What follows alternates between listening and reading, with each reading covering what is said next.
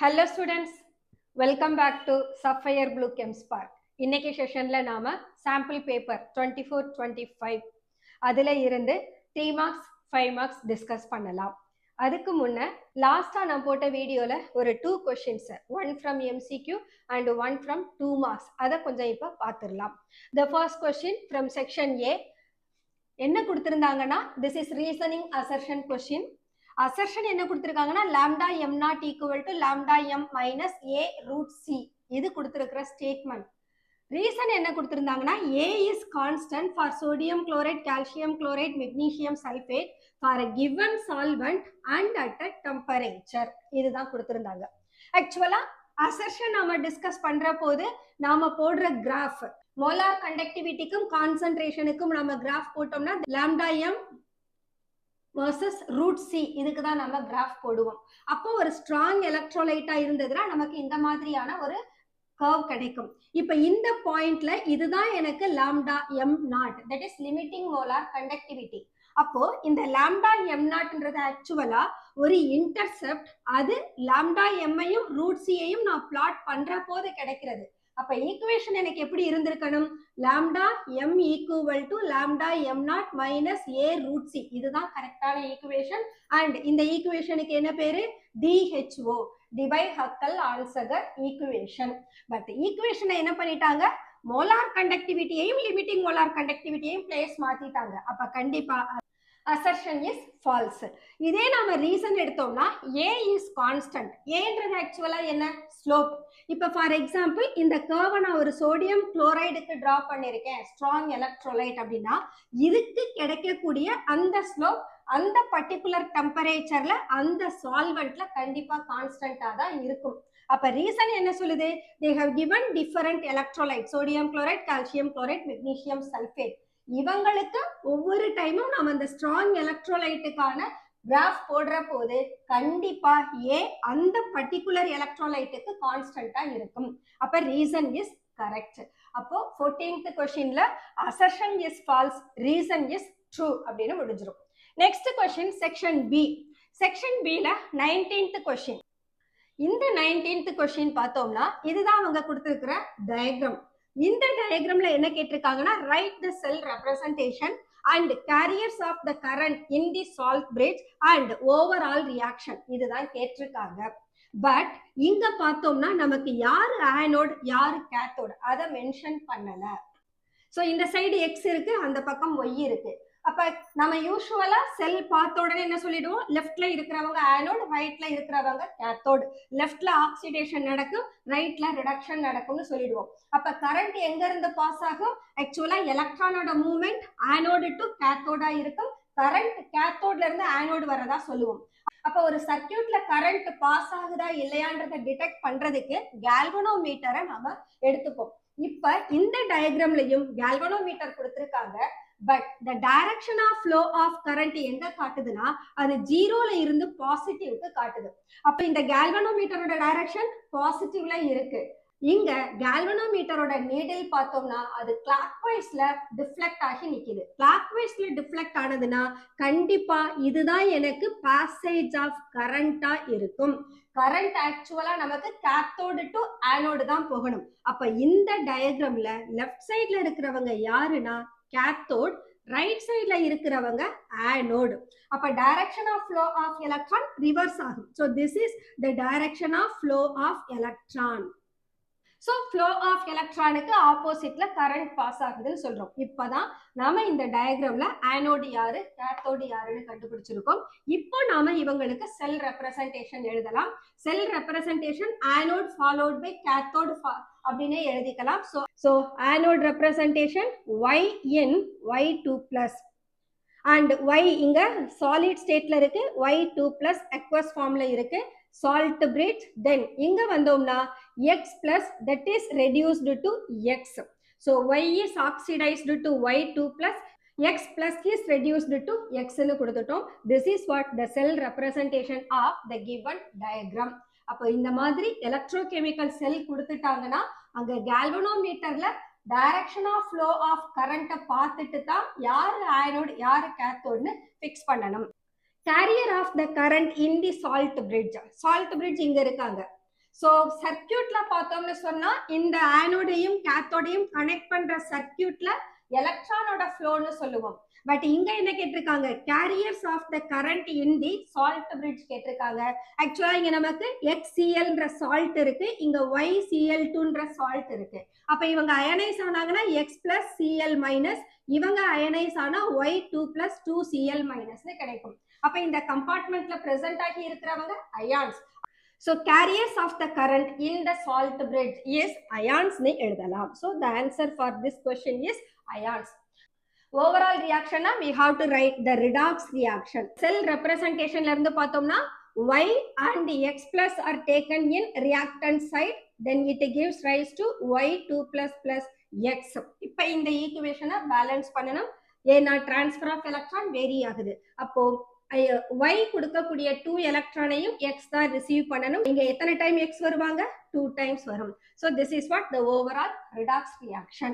Visually challenged ஸ்டூடெண்ட்ஸுக்கு செல் representation கொடுத்திருந்தாங்க. அந்த cell representation Mg2 plus that is with Ag plus Ag. இதுதான் visually challenge ஸ்டூடெண்ட்ஸ்க்கு கொடுத்திருந்த கொஸ்டின். இதுக்கு அவங்க என்ன கேட்டிருந்தாங்கன்னா write that overall reaction, redox reaction எப்படி இருக்கும்னு தான் கேட்டிருந்தாங்க. அப்ப ரிடாக்ஸ் ரியாக்ஷன் எழுதணும்னா Mg plus 2Ag plus that gives Mg2 plus plus 2Ag ன்னு நமக்கு கிடைக்கும். So that's all the question number 19 from section B. Next let us take section C. Section C ல போனோம்னா first question, that is the 22nd question, electrolysis of copper chloride using inert electrode. Actually இந்த question electrochemistry product of electrolysis அந்த டாபிக்ல இருந்து கேட்டிருக்காங்க. So இப்போ inert electrode அப்படின்னு சொன்னோம்னா அங்க காப்பர் 2 plus Cl minus இருக்கும், கேட்டயான் கேத்தோடுக்கு போகும், ஆனயான் ஆனோடுக்கு போகும், அவ்வளவுதான். அதுல எந்த சேஞ்சஸும் கிடையாது. இங்க நமக்கு inert electrode கொடுத்திருக்காங்க. அப்ப CuCl2 that is electrolyzed into Cu2 plus plus 2Cl minus. Copper 2 chloride electrolyze பண்ற போது that gives copper 2 plus ion and 2Cl minus ion. So reaction at cathode எழுதணும். cathodeல cation deposit ஆகும், that is cation liberate ஆகும். So we have to write Cu2 plus plus 2 electron that changes into copper. Anode எடுத்துக்கிட்டோம்னா we have Cl minus ion. So Cl minus that undergoes oxidation, loss of electron. So it changes into Cl2 plus 2 electron. Chlorine Cl2 னு கொடுத்திருக்கோம். அப்போ we have to multiply chloride by 2 times. அப்ப ரெண்டு chloride ion 2 electrons release பண்ணும். இந்த 2 electron copper 2 plus receive பண்ணி காப்பரா reduce ஆகும். So கேத்தோட்ல reduction reaction நடக்குது, ஆனோட்ல ஆக்சிடேஷன் ரியாக்ஷன் நடக்குது. This is for copper 2 chloride inert electrode use பண்ணி எலக்ட்ரோலைஸ் பண்ணோம்னா we are getting this product. இதே நாம காப்பர் 2 குளோரைடுக்கு பதிலா கான்சன்ட்ரேட்டட் காப்பர் சல்ஃபேட்டை எடுத்துக்கிறோம். So இங்க காப்பர் சல்ஃபேட் எடுத்தோம்னா this is electrolyzed into Cu2 plus plus SO4 2 minus ion. So இங்க நமக்கு கொடுத்திருக்கிற கண்டிஷன் கான்சன்ட்ரேட்டட். சல்ஃபியூரிக் ஆசிட் டைல்யூட்டா இருந்ததுன்னு சொன்னா water is liberated at anode. அதே கான்சன்ட்ரேட்டட் சல்ஃபியூரிக் ஆசிடா இருந்ததுன்னா சல்ஃபேட் இஸ் லிபரேட்டட் அட் ஆனோட்னு பார்த்திருக்கோம். அப்போ ஆனயான்ஸ் இங்க எனக்கு சல்ஃபேட்டா இருக்கும், ஏன்னா கொடுத்திருக்கிற சொல்யூஷன் கான்சன்ட்ரேட்டடா இருக்கு. கேட்டயான்ஸ் சேம் காப்பர் 2 பிளஸ் தான். அப்ப காப்பர் 2 பிளஸ் கேத்தோடுல டெபாசிட் ஆகும், சல்ஃபேட் அயான் ஆனோடுல பெர்சல்ஃபேட்டா லிபரேட் ஆகும். So reaction at cathode we can write Cu2 plus that receives 2 electron, it changes into copper. And reaction at anode எழுதணும்னா where sulfate ion is liberated. அப்ப sulfate ion it changes into S2OI2 minus and it gives 2 electron. So sulfate நமக்கு persulfate oxidize ஆகுது. That's all. Question number 22. Question number 23. The lowest oxide of transition metal is basic oxide and the highest is acidic.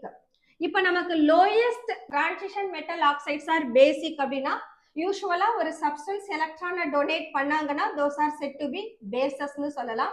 எலக்ட்ரானை accept பண்றவங்கள நாம acids னு சொல்லலாம். So as per Lewis concept the electron donors are bases. electron acceptors are acids. So இங்க நமக்கு metal basic oxide ல the metal it is in its lowest oxidation state. யூஸ்வலா இந்த lowest oxidation state ns orbital எலக்ட்ரானை loose பண்றதுனால தான் அவங்களுக்கு 2+ state கிடைக்கும். அப்ப d ஆர்பிட்டல்ல இருக்கக்கூடிய வேலன்ஸ் எலக்ட்ரான் அப்படியே தான் இருக்கும். அந்த d ஆர்பிட்டல் எலக்ட்ரானை they can able to donate. அப்போ the transition metal in its lowest oxidation state where it contains the valence electron that can be donated. அதனால the transition metals in lowest oxidation state that behaves as basic oxide. Transition metal அதோட highest oxidation stateல acidic-ஆ behave பண்ணுதுன்றப்போ என்ன சொல்லுவோம்? அங்க ns orbital electron as well as n-1 d orbital electrons are being utilized. அப்போ valence electronல electronே இருக்காது. அதனால they can tend to receive the electron rather donating. அதனாலதான் transition metals அவங்களோட highest oxidation stateல acidic oxide-ஆ இருக்காங்க. Unable to donate the electron rather they can receive or they can accept the electron. So this is for A question.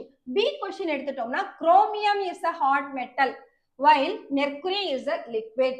இவங்களுக்கு d ஆர்பிட்டல்ல இருக்கக்கூடிய எலக்ட்ரான்ஸை consider பண்ணணும். So chromium atomic number 24. So இதோட electronic configuration ஆர்கானோட inert core இருக்கும், followed by 3d5 4s1 இருக்கும். இப்போ இவங்களோட valence ஷெல்ல பார்த்தோம்னா it has maximum number of unpaired electron 5 + 1 6 வச்சிருக்கு.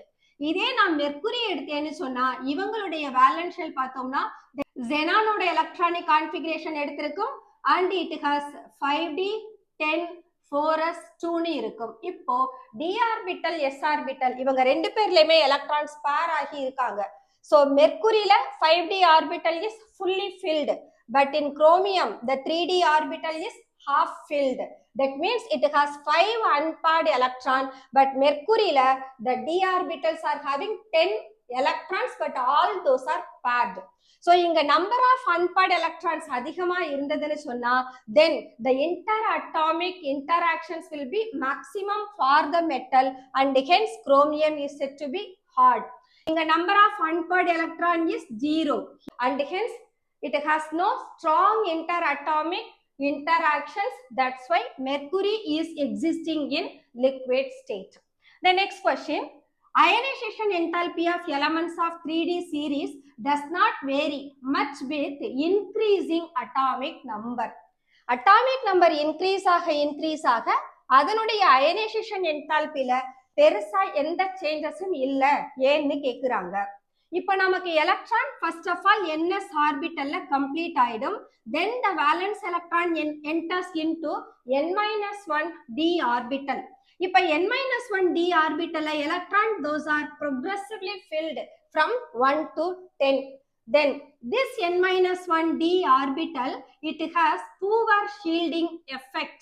So when this d orbital is being progressively filled with the electron and effective nuclear charge also increases.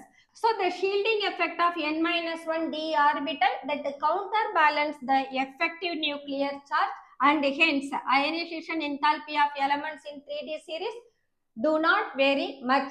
The next one, question number 24. They have given para-nitrotoluene. இந்த para-nitrotoluene ETAD reaction க்கு subject பண்ணா என்ன product கிடைக்கும்னு கேட்டிருக்காங்க. ETAD reaction னு சொன்னா the reagent is chromyl chloride. So we have to take CrO2 Cl2. Chromyl chloride first case. Second caseல the product will be hydrolyzed. நாம just டைரக்டா எழுதினாலே போதும். இங்க நமக்கு CH3 group CHOவா மாறணும். அதுதான் process. அப்போ that becomes para-nitrobenzaldehyde form ஆகும். Because in ETAD reaction the alkyl part is converted into aldehydic part. But இதுக்கு எனக்கு intermediate வேணும்னா we should write the intermediate CHO Cr OH Cl2 twice NO2. This is the intermediate. இந்த intermediate நம்ம hydrolyze பண்ற போதுதான் we are getting para-nitrobenzaldehyde. The next one, benzoic acid existing in dimer in aprotic solvent னு கொடுத்திருக்காங்க. Because they have strong intermolecular hydrogen bond among the molecule. So this is the reason why do they exist in their dimeric form. So we can ஒரு benzoic acid ஓட hydroxyl groupும் another benzoic acid ஓட carbonyl groupக்கும் இடையில we are finding intermolecular hydrogen bonding. Because of this hydrogen bond, they exist in dimer in the aprotic solvent னு answer பண்ணணும். Next question, they have given benzene that is converted into toluene in presence of anhydrous aluminium chloride. இந்த reaction is possible. அதே சமயம் இந்த பென்சீன்ல நான் ஒரு benzoic ஆசிடை introduce பண்ணேன்னா இங்க என்ன கிடைக்கும், இதுதான் அங்க கேட்டிருக்கிற கொஸ்டின். So first என்ன கொடுத்துட்டாங்க, benzene is converted into toluene by Friedel-Crafts reaction. But in case of benzene நான் ஒரு carboxyl group introduce பண்ணேனா same Friedel-Crafts reaction என்ன ப்ராடக்ட் தரும்னு தான் கேட்டிருக்காங்க. ஓகே, so இங்க வர்ற போது this benzoic acid is a meta-directing group. So meta-directing group அப்படின்ற போது they will deactivate the benzene ring. So the next aluminium chloride பார்த்தோம்னா the aluminium chloride is only responsible for the generation of methyl cation.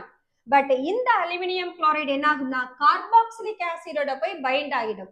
ஏன்னா carboxyl குரூப்ல oxygen கிட்ட lone pair electron இருக்கும். அப்ப you will get the compound of the type C double bond O O Al Cl3H. இந்த மாதிரி aluminium chloride carboxyl குரூப்போட bind ஆகிடுறதுனால benzoic acid does not form any Friedel-Crafts reaction product. So in the 24th question க்கு ஒரு internal choice இருக்கு, that X reacts with Y.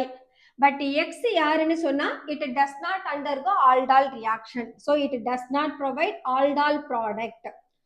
Anyhow இந்த X Y கூட react பண்ணி 1,3 diphenyl prop 2 in 1 கொடுக்குது அப்படின்னு சொல்றாங்க. That is following aldol reaction னு சொல்றாங்க. அப்போ Xல aldol reaction நடக்காதுன்னா கண்டிப்பா Yல நமக்கு aldol reaction நடக்கணும். அப்போ Y aldol product தரணும்னா கண்டிப்பா that Y must have alpha hydrogen. So reactant Yல alpha hydrogen present ஆகி இருக்கு, reactant Xல alpha hydrogen absent ஆகி இருக்கு. அடுத்தது இங்க நமக்கிட்ட என்ன கொடுத்திருக்காங்கன்னா diphenyl, they have given 2 benzene ring. அப்போ பென்சீன் ரிங் ரெண்டு பேர் இருந்தாங்கன்னா எக்ஸ்லயும் பென்சீன் ரிங் இருக்கு, ஒய்லயும் பென்சீன் ரிங் இருக்கு. அப்ப பென்சீன் ரிங் உள்ள ஆல்பா ஹைட்ரஜன் இல்லாத காம்பவுண்ட் யாருன்னா தட் இஸ் பென்சால்டிஹைட். அடுத்தது இந்த ஒய் நாம எடுத்துக்கிறப்ப இங்க என்ன ப்ராடக்ட் ஃபார்ம் ஆயிருக்குன்னா நமக்கு ஓன் கீட்டோன் ஃபார்ம் ஆகுது. கீட்டோன் ஃபார்ம் ஆனதுன்னா கண்டிப்பா இந்த ஒய் ஒரு பென்சீன் ரிங் உள்ள கீட்டோனா இருக்கும். அதே சமயம் அதுகிட்ட ஆல்பா ஹைட்ரஜனும் இருக்கணும். அப்படி நாம கன்சிடர் பண்ணோம்னா compulsorily the product will be அசட்டோஃபீனோனா இருக்கும். So Y is acetophenone and X is benzaldehyde, right? இந்த reactant sodium hydroxide followed by heating. First sodium hydroxide ஓட ட்ரீட் பண்றோம், அப்ப நமக்கு ஆல்டால் ப்ராடக்ட் தரும். அதை ஹீட் பண்ணோம்னா அங்க இருந்து ஒரு வாட்டர் மாலிகுல் வெளியில போய் கண்டென்ஸ்டு ப்ராடக்ட்டை கொடுக்கும். So that is what this condensed product. So பென்சால்டிஹைடோட ஸ்ட்ரக்சரை ஜஸ்ட் மாடிஃபை பண்ணி எழுதிக்கலாம். இந்த H2O வெளியில போயிட்டாங்கன்னா we will get the product of the type CH double bond CH C double bond O C6H5. இப்போ இவங்களுக்கு நேம் கொடுங்க. We can write this is first carbon, second carbon, third carbon. And 1 and 3 they have 2 phenyl group. So 1,3 diphenyl. The next one it has a ketone. Ketone எந்த பொசிஷன்ல இருக்கு? first carbon. And a double bond அது second positionல இருக்கு. அப்ப இந்த phenyl ring இல்லாம நம்ம செயினை மட்டும் பார்த்தோம்னா that is the ப்ரொப்பேனுக்கான செயினை கொடுக்கும். இப்போ நாம நேம் எழுதணும்னா we can write 1,3 diphenyl prop 2 in 1 that is the compound. Okay, next என்ன கேட்டிருக்காங்கன்னா சோ நம்ம X கண்டுபிடிச்சிட்டோம் பென்சால்டிஹைட், Y கண்டுபிடிச்சிட்டோம் அசட்டோஃபீனோன். next question chemical reaction கொடுத்துட்டோம். chemical test to distinguish X and Y, இவங்க ரெண்டு பேரையும் distinguish பண்றதுக்கு chemical test கேக்குறாங்க. கெமிக்கல் டெஸ்ட் கேட்கிற போது கம்பல்சரி ஈக்குவேஷன் எழுதணும். இப்போ நம்ம அசட்டோஃபீனோன் எடுத்துக்கிட்டோம்னு சொன்னா that does not give Tollens test or even Fehling's test. பென்சால்டிஹைட் எடுத்துட்டோம்னா பென்சால்டிஹைட் நமக்கு டாலரன்ஸ் டெஸ்ட்டை கொடுக்கும். அப்படி இல்லைன்னு சொன்னா we can take iodoform test. iodoform test COCH3 group இருக்கு அசட்டோஃபீனோன்ல. அப்ப இவங்க நமக்கு அயோடோஃபார்மையும் பென்சோயேட்டையும் கொடுப்பாங்க, சோடியம் பென்சோயேட். இதே நீங்க பென்சால்டிஹைட டாலரன்ஸ் டெஸ்ட்டுக்கு போட்டீங்கன்னா உங்களுக்கு benzoate ion, silver, ammonia, water அவங்க பை ப்ராடக்டா கிடைப்பாங்க. ஸோ நான் ஒரே ஒரு ரியாக்ஷன் அயோடோஃபார்ம் டெஸ்ட் கொடுத்துறேன். So iodoform test I can write it for C6H5COCH3 in presence of NaOI. Sodium hydroxide அயோடினும் எடுக்கலாம், sodium hypoiodite that is NaOI னும் எடுக்கலாம். அப்ப எனக்கு கிடைக்கிற product CHI3 plus sodium benzoate. So இது எனக்கு chemical test to distinguish between benzaldehyde and acetophenone. The next one alanine கிளைசைன். All the possible dipeptide form ஆகுறத பத்தி எழுதுங்கன்றாங்க. So they have given 2 amino acids. இந்த 2 அமினோ ஆசிட்ஸை யூஸ் பண்ணி possible dipeptide என்னெல்லாம் கிடைக்கும்னு கேட்டிருக்காங்க. ஸோ அலனைனும் கிளைசைனும் கண்டென்ஸ் ஆனாதான் நமக்கு பெப்டைட் லிங்கேஜ் கிடைக்கும். ஃபர்ஸ்ட் அலனைன் எடுத்து கிளைசைனோட போட்டீங்கன்னா ஒரு டைப் ஆஃப் பெப்டைட் லிங்கேஜ், அல்லது கிளைசைன் வித் அலனைன் போட்டீங்கன்னா another type of peptide linkage. அப்போ இந்த ரெண்டு கிளைசைன் அலனைன் மாலிகூல்ஸ்ல இருந்து we can able to prepare 2 dipeptides. So the first dipeptide அலனைனுக்கு ஃபார்முலா தெரியணும். அலனைனோட formula COOH CH3 NH2. This is formula for alanine and it reacts with glycine. Glycine we can write COOH CH2 NH2. இவங்க நமக்கு கிளைசைன். இப்போ இந்த மாலிகுல்ல இருந்து ஒரு water molecule வெளியில போனதுன்னா we are getting the compound COOH CH CH3 NH C double bond O CH2 NH2. This so alanine followed by glycine போட்டதனால இவங்களோட பேரு alanyl glycine. இதே நீங்க கிளைசைனை ஃபர்ஸ்டாவும் அலனைனை நெக்ஸ்டாவும் எழுதுறீங்கன்னா we will get glycyl alanine. So we can reverse the reaction. First of all let me write glycine. So glycine is COOH CH2 NH2 plus COOH CH CH3 COOH. So இதுல இந்த H2O வெளியில போயிட்டாங்கன்னா we are getting the product COOH CH2 NH C double bond O CH CH3 NH2. This will be glycyl alanine. So these are the possible dipeptide from alanine and glycine. 26th question பார்த்தோம்னா they have given propanol. Propanol is heated at 140 degrees Celsius in presence of concentrated sulfuric acid. So இந்த கேஸ்ல யாரு நமக்கு major ப்ராடக்ட்னு பார்க்கணும். அதே போல propanol 180 degree செல்சியஸ்ல in presence of concentrated sulfuric acid என்ன ப்ராடக்ட்டை தருவாங்கன்னு பார்க்கணும். இப்போ 140 டிகிரி செல்சியஸ்ன்ற போது we can convert this into Kelvin. Kelvinல எடுத்தோம்னா that becomes 413 Kelvin. So this is 413 Kelvin. 413 Kelvin இருந்ததுன்னா we will get ethers. ஏன்னு கேட்டா the alcohol they will undergo dehydration reaction in presence of concentrated sulfuric acid. Temperature லோவா இருந்ததுன்னு சொன்னா intermolecular dehydration நடக்கும். அப்ப நமக்கு ஈத்தர் ஃபார்ம் ஆகும். அதே ஹை டெம்பரேச்சர்ல ரியாக்ஷன் நடந்ததுன்னா there is an intramolecular dehydration of water. So intramolecular dehydration நடக்கிற போது we will get an alkene. So the first product will be we can write 2 molecules of propanol எடுத்துக்கணும். So at 140 degrees Celsius the product formed is CH3 CH2O CH2 CH2 CH3. This is what formed. That is propoxypropane form ஆகுது. They have given only the major product. அடுத்தது பார்த்தோம்னா propanol at high temperature concentrated sulfuric acid ஓட போடுற போது that undergoes intramolecular dehydration. அப்போ இது எனக்கு alpha carbon, this is beta carbon. Beta கார்பன்ல இருக்கிற ஹைட்ரஜனும் ஆல்பா கார்பன்ல இருக்கிற OH-உம் எலிமினேட் ஆவாங்க. அப்போ we are getting the product CH3 CH double bond CH2 propene form ஆகும். So this is intramolecular dehydration. The previous one is intermolecular dehydration. So in the 25th question, just I missed out one of the subdivision. Alanine glycine la irundhu possible dipeptide கேட்டிருக்காங்க. அதே போல they have given two proteins. ஒரு protein insulin, the another protein is keratin. So keratin is one protein and another one is insulin. என்ன கேட்டிருக்காங்கன்னா what kind of protein னு இவங்கள கேட்டிருக்காங்க. keratin is a type of fibrous protein, insulin is a type of globular protein. அப்ப type of protein கேட்டோம்னா keratin fibrous protein, insulin globular protein சொல்லலாம். அடுத்து என்ன கேட்டிருந்தாங்கன்னா இந்த ரெண்டு புரோட்டீனும் ஒரு physical property-யை பேஸ் பண்ணி எப்படி வேரி பண்ணுவீங்க, distinguish பண்ணுவீங்கன்னு கேட்டிருக்காங்க.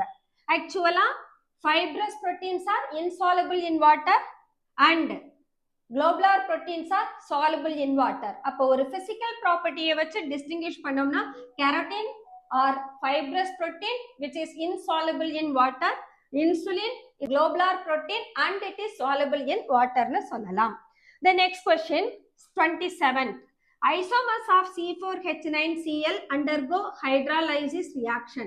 Compound A most reactive and follows SN1. Identify A and explain the mechanism னு கேட்டிருக்காங்க. Okay. So இங்க நமக்கு C4H9Cl, that is it must be a butane ஓட derivative. And என்ன mechanism அவங்க follow பண்றாங்க? SN1. SN1 mechanism follow பண்ணனும்னா இதனுடைய isomeric form compulsory tertiary இருக்கணும். Primary alkyl halides SN2 reaction follow பண்ணுவாங்க. Tertiary alkyl halides SN1 mechanism follow பண்ணுவாங்க.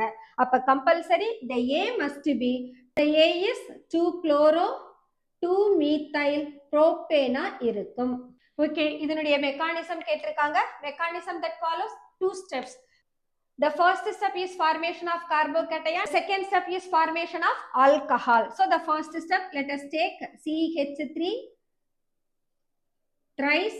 Now ஒரே structural இப்படி கொடுத்துறேன் because it has 3 methyl group இருக்கும். So CH3 thrice CCl. First step is a slow process. There it forms CH3 thrice C++ Cl minus.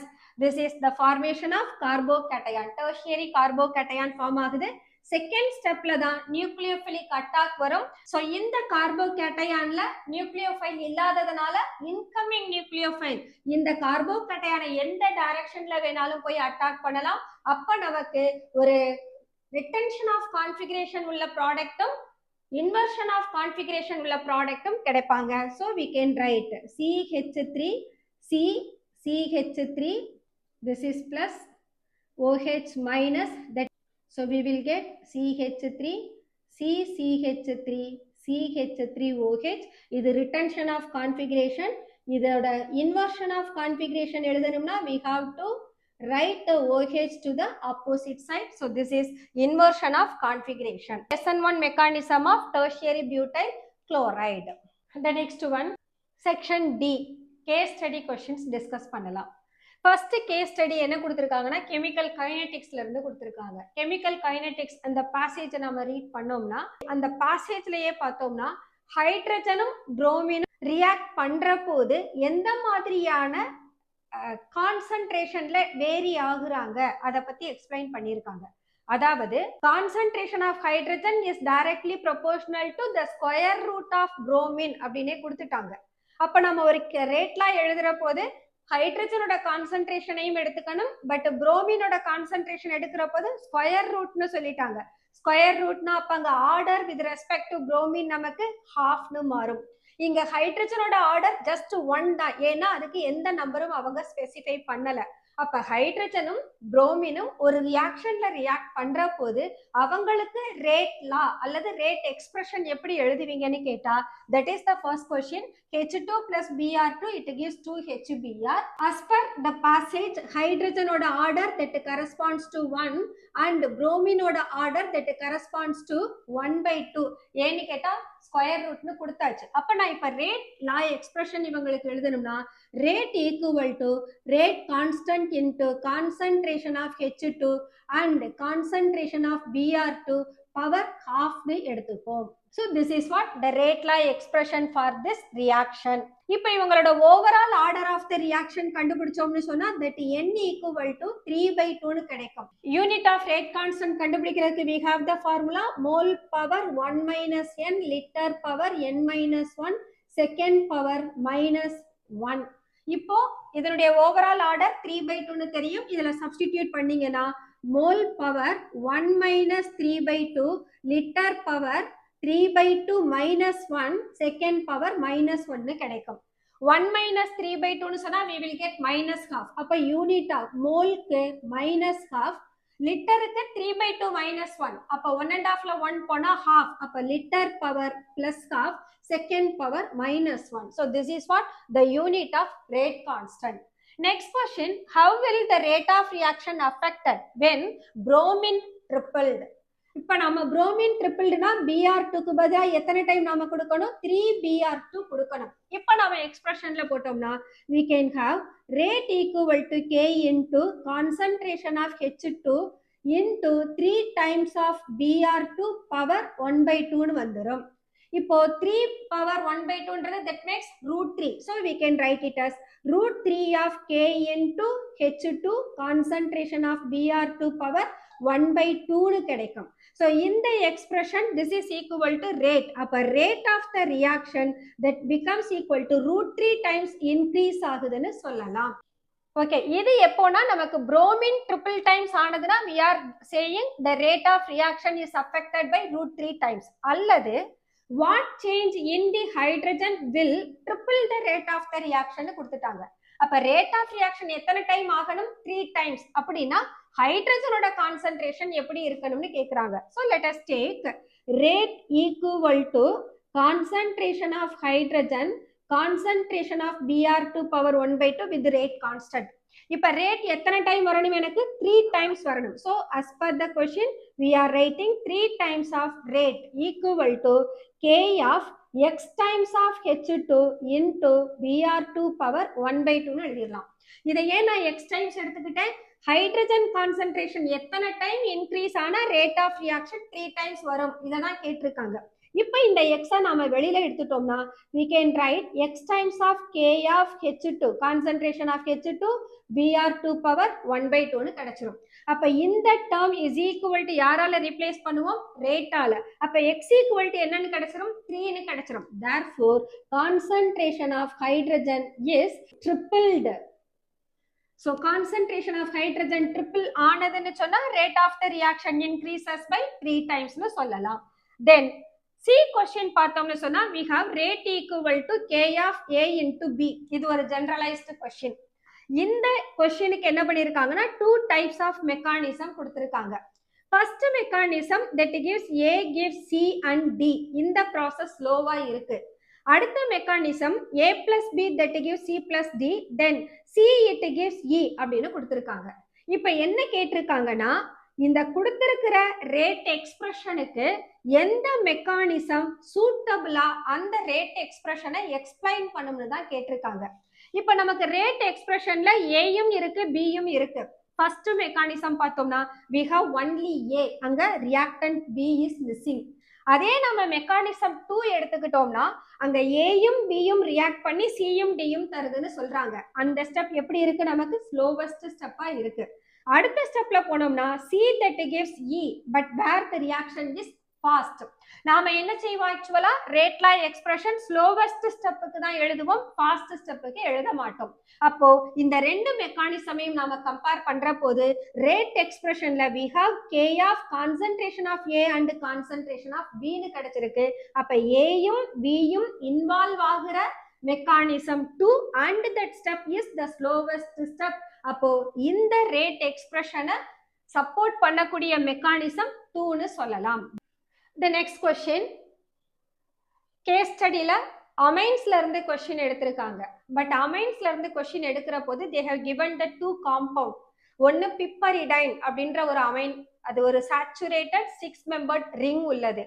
அடுத்தது profile amine. இவங்க ரெண்டு பேர்லயும் various சப்ஸ்டிடியூவன்ட்டை introduce பண்ற போது அவங்களோட பிகேஏ வேல்யூ எப்படி இருக்குன்னு டேபிள்ல கொடுத்திருக்காங்க. ஆக்சுவலா இந்த சப்ஸ்டிடியூவன்ட் நியர்லி 6-7 சப்ஸ்டிடியூவன்ட் இருந்தது. பட் நான் ஒரே ஒரு 3 சப்ஸ்டிடியூவன்ட்டை மட்டும்தான் எடுத்துக்கிறேன். ஏன்னா இந்த 3 சப்ஸ்டிடியூவன்ட்டை பேஸ் பண்ணி தான் எனக்கு கொஸ்டின்ஸ் இருக்கு. அதனால என்டையர் டேபிள் நான் இங்க மென்ஷன் பண்ணல. இங்க பார்த்தோம்னா நமக்கு 3 விதமான சப்ஸ்டிடியூவன்ட் இருக்கு. CH2NH, C6H5, CON. இவங்களோட கரஸ்பாண்டிங் எலக்ட்ரோநெகட்டிவ் வேல்யூஸும் கொடுத்தாச்சு. இப்ப பிப்பரிடைன்ல இந்த சப்ஸ்டிடியூவன்ட்டை பிளேஸ் பண்ணோம்னா அவங்களோட பிகேஏ வேல்யூ என்னன்னு கொடுத்திருக்காங்க. 11.13, 9.81, 7.78. இதே நாம ப்ரொபைல் அமைன் எடுத்துக்கிட்டோம்னா pKa is given as 10.67, 10.08 and the last ஒன்னுக்கு என்ன வரும் அதுதான் அவங்க क्वेश्चन கேட்டிருக்காங்க. இப்ப இதுல நாம கிராஃப் போடுற போது they are saying plot the graph between electronegativity and PKB. அவங்க கேட்டிருக்கிறது PKBக்கு, பட் கொடுத்திருக்கிறது PKA. அப்ப நம்ம கிராஃப் என்ன செய்யணும்? எலக்ட்ரோநெகட்டிவிட்டி வேல்யூ நமக்கு தெரியும். இப்ப PKB வேணும்னு சொன்னா இந்த PKA வேல்யூவை 14ல இருந்து லெஸ் பண்ணணும். லெஸ் பண்ணி கிடைக்கிற வேல்யூக்கு நாம எலக்ட்ரோநெகட்டிவிட்டியோட கிராஃப் போடணும். அதுல இருந்து எலக்ட்ரோநெகட்டிவிட்டிக்கும் PKBக்கும் என்ன ரிலேஷன் கண்டுபிடிக்கணும். So let us find first of all PKB. So இவங்களுக்கு நாம PKB calculate பண்ற போது 14 minus 10.67 3.33, 14 minus 10.08 that is 3.92. இப்ப நாம plot பண்ண போறது எலக்ட்ரோநெகட்டிவிட்டிக்கும் PKBக்கும். So let us make the graph. This is electronegativity. Here we have PKB. So electronegativity just 2 values தான் நான் எடுத்திருக்கிறேன். So let us make 0. அதே போல PKB போனோம்னா it starts with 3 தான். அப்ப நாம என்ன பண்ணலாம்? This is 3, this is 3.5, this is 4 அப்படின்னு எடுத்துக்கலாம். ஓகே, இப்போ எலக்ட்ரோநெகட்டிவிட்டி 2.55 இருந்ததுன்னா PKB is 3.33. So this is 2.5, 3.3ன்ற போது we can take such a way. இந்த இடத்துல பாயிண்ட் வரும். Then electronegativity 3.12 இருக்கிற போது PKB is 3.92. So 3.12 na we can make over here 3.92ன்ற போது that goes nearest to 4க்கு வந்துரும். So we can make the graph like this. இப்போ என்ன சொல்லலாம்? எலக்ட்ரோநெகட்டிவிட்டி இன்க்ரீஸ் ஆகிற போது PKB also increases னு சொல்லலாம். அப்போ from the graph we inferred when electronegativity of the substituent increases, PKB of the substituted propyl amine also increases. This is the answer for first question. Next question பார்த்தோம்னா PKA value of the substituted piperidine formed with the substituent X is found to be 8.28. What is the expected electronegativity of X? So 8.28 pKa உள்ள substituted piperidine பார்த்தோம்னா we have 11.13, 9.81, 7.78. அதுக்கான ஆப்ஷன்ஸும் கொடுத்துட்டாங்க. First 3.5, 3.4, 3.8, 3.1. So 8.28 ன்ற போது that value that may come in between of 9.81 and 7.78.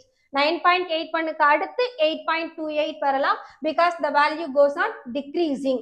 அப்போ 9.81 இருக்கிற போது the electronegativity is 3.12. அதே 7.78 இருக்கிற போது electronegativity is 3.7. அப்ப 8.28க்கு வரப்போ இந்த electronegativity 3.12க்கும் 3.7க்கும் in between இருக்கணும்.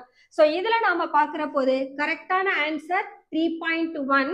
ஏன்னா நான் சம் ஆஃப் த காம்பவுண்ட மிஸ் பண்ணிருக்கேன். அதனால நீங்க நடுவுல வரக்கூடிய இது லாஸ்ட் சப்ஸ்டிடியூவன்ட், இதுக்கு இடையில இருக்கக்கூடிய சப்ஸ்டிடியூவன்ட் உங்களால பார்க்க முடியாது. நான் அட்டாச் பண்ற क्वेश्चन பேப்பர்ல இருந்து நீங்க அதை கம்பேர் பண்ணீங்கன்னா you can agree with this answer. 3.1 தான் X ஓட எலக்ட்ரோநெகட்டிவிட்டியா இருக்கும்ன்றத பார்த்துக்கலாம்.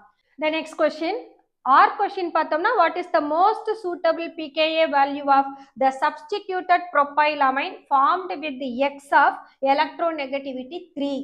3 எதுக்கு இடையில வரலாம்? 3.12க்கும் 3.7க்கும் in betweenல we can have the electronegativity of 3. So electronegativity 3ன்ற போது substituentல நாம பார்த்தோம்னா that way in between of, so அதனுடைய வேல்யூ 2.55க்கும் 3.12க்கும் இடையில வரலாம். இதோட கரஸ்பாண்டிங் கொடுத்திருக்கிற எலக்ட்ரோநெகட்டிவிட்டிக்கு கரஸ்பாண்டிங் pKa பார்த்தோம்னா 10.67 10.08. ஸோ இவங்களுக்கு இடையில the given electronegativity 3.0 இருந்ததுன்னா இதனுடைய pKa வேல்யூ என்னவா இருக்கும்னு கேட்டிருக்காங்க. இப்போ ஆப்ஷனை கம்பேர் பண்ணுவோம். 10.67 10.08 10.15 11.10. இப்போ இந்த வேல்யூஸ் 10.67ல இருந்து 10.08க்கு குறைஞ்சிருக்கு. எப்போ 3.12 இருக்கிறப்போ, அப்ப 3 இருந்ததுன்னா கண்டிப்பா இதோட வேல்யூ என்னவா தான் இருக்க முடியும்? 10.15 இருக்கும். So the correct option will be 3, 10.15. So இதோட ஆன்சர் நம்ம 10.15 கண்டுபிடிக்கலாம். ஏன்னா pKa value goes on decreasing. 10.67 10.15 and then 10.08 கிடைச்சிரும். So that's all the case study question. So இந்த case study questionலயும் visually impaired studentsக்கான question இருக்கு. அதை நான் உங்களுக்கு ஆன்சர் பண்ணல. Okay students, let us close our today's session. Next sessionல நாம இந்த question paper ஓட 5 marks discuss பண்ணுவோம். Until then, bye bye.